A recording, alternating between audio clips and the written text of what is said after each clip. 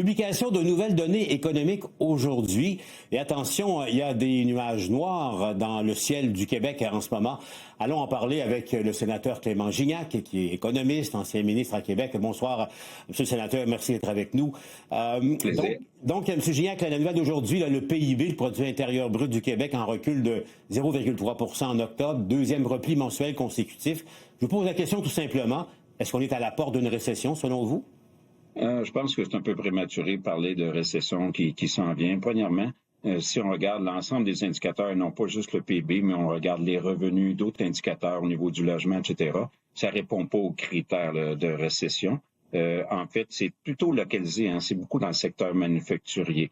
Donc, je suis pas tout seul à penser ça. L'économiste en chef du mouvement Desjardins également. Évidemment, on n'a pas de boule de cristal, on ne sait pas pour la suite des choses, mais pour l'instant, j'aimerais mieux parler d'une pause, de ralentissement important que vraiment d'une récession. Et il faudra s'habituer, Paul, parce qu'on a une croissance démographique beaucoup plus lente au Québec que dans le reste du Canada. Déjà en 2005, là, on parle peut-être d'une croissance qui va être de l'ordre de 0,5 versus 1,5 au niveau du pays. Et pour la première fois depuis 100 ans, et c'est pas moi qui le dis, c'est l'Institut du Québec, la population à l'âge de travailler va diminuer dans les 3 prochaines années. Donc, il faudra s'habituer à avoir un PIB faible au cours des prochaines années, à moins qu'il y ait un changement, un revirement du côté de notre politique de l'immigration. Bon, parlons là, spécifiquement des menaces posées par les tarifs. On le voit, les secteurs directement touchés, là, je pense à la forêt, évidemment, le secteur est presque à l'arrêt complet ou pratiquement en ce moment. D'autres secteurs d'économie québécoise se portent quand même relativement bien dans le contexte. Donc, c'est un peu mitigé en ce moment, Clément? C'est ça. Donc, c'est assez inégal. Certains secteurs sont plus frappés, que ce soit au niveau des tarifs. Dans certains cas, on n'est pas capable de transférer aux consommateurs américains ces tarifs-là. Donc, c'est vraiment les entreprises québécoises qui sont frappées. Dans d'autres secteurs, comme l'aluminium, bien, étant qu'on domine le marché américain, à ce moment-là, il y a beaucoup moins d'implications.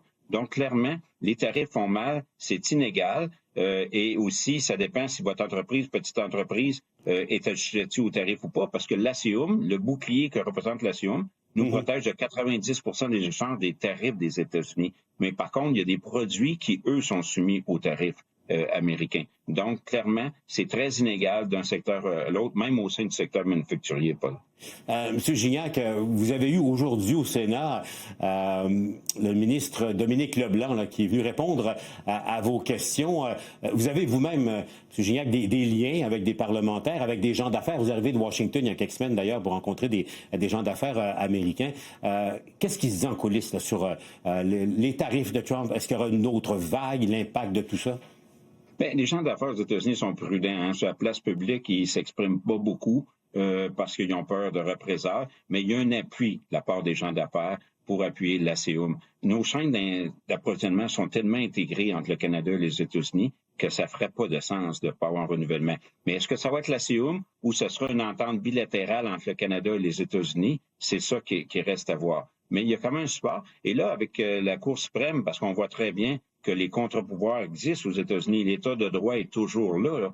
Donc, il fait en sorte que maintenant, même des républicains vont venir plus à défendre. Donc, je reste optimiste que toutes ces démarches-là que les parlementaires peuvent faire, les gens d'affaires, les maires, les ministres auprès de Washington, je pense qu'on va avoir plus d'écoute et probablement plus d'appui public cette fois-ci entre maintenant et les prochaines élections de mi-mandat à l'automne. Mais entre-temps, il y a toujours de l'incertitude et on ne sait jamais à quoi s'attendre avec Donald Trump. Monsieur Gignac, dites-moi, pour les gens qui nous écoutent, là, évidemment, il y a de la crainte, il y a beaucoup de l'angoisse dans l'air par rapport à ce qui pourrait survenir. Est-ce que, en coulisses, est-ce qu'on se prépare à des scénarios qui pourraient nous frapper beaucoup plus durement que c'est le cas à l'heure actuelle? C'est en coulisses. À ce moment-ci, c'est pas de partager avec moi de tels scénarios. Gardez à l'esprit que ça fait 2 fois consécutif que le Canada est protégé en vertu de l'ASEUM. Parce qu'au printemps dernier, avec les tarifs réciproques, le Canada était protégé par l'ASEUM. Donc, 90 % entraient sans tarif. Et récemment, comme la semaine passée, avec ces nouveaux tarifs de 15 % qui met au plan mondial, le Canada est encore exempté en vertu de l'ASEUM. Donc, on voit que la Maison-Blanche accorde quand même, ils ne disent pas publiquement, mais accorde en privé une importance à l'ASEUM parce que, je le répète, c'est quand même des chaînes d'approvisionnement très intégrées. Et le Canada et le Mexique ensemble, ça représente 28 % des importations américaines. Donc, on est les partenaires les plus importants. Donc, moi, je suis plus optimiste, Paul, que je ne pouvais l'être avant les fêtes, quand je vois ce qui est en train de se développer. Et suite à mes rencontres privées que j'ai eues aux États-Unis, à Washington, on a de l'appui, donc, et en coulisses. Et là, avec qu'est-ce qui se passe? La Cour suprême qui a finalement a dit à M. Trump que vous n'avez pas le droit d'agir de cette façon-là. Et les élections de mi-mandat qui approchent, on va avoir plus d'appui public. Et donc, je suis plus optimiste que je peux l'être avant les fêtes. Je vous avoue que ça doit être comme de la musique aux oreilles de bien des gens qui nous écoutent, monsieur le sénateur. Avant de vous laisser, je ne peux pas avoir Clément Gignac avec moi au bilan sans lui demander de sortir sa boule de cristal pour les gens, parce qu'on arrive au printemps, c'est souvent le temps des transactions immobilières, des emprunts. Compte tenu que l'économie vacille, l'économie n'est pas vigoureuse du tout, ni au Québec, ni ailleurs au Canada, est-ce qu'on peut s'attendre éventuellement peut-être à une baisse, ne serait-ce que légère, du taux directeur et donc des taux d'intérêt? Mais gardez à l'esprit qu'au Canada, on n'est pas en récession. Oui, l'économie n'est pas très forte, mais on a des taux d'intérêt déjà beaucoup plus bas qu'aux États-Unis et à peu près au même niveau que l'inflation.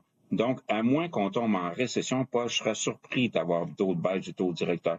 Donc, pour les gens qui renouvellent leurs hypothèques, j'aurais tendance à dire, ça dépend de votre situation. Chaque situation est différente. Si vous êtes vraiment craint de l'inflation ou c'est votre premier achat de maison, c'est toujours sage de se sécuriser surtout 5 ans. Par contre, pour les autres qui ont un peu plus de marge de manœuvre, je pense qu'on peut rester à des taux variables actuellement. Clément Gignac, sénateur, ancien ministre à Québec. Toujours un plaisir. Merci, M. Gignac, pour votre éclairage. Au bilan. Au plaisir, Paul.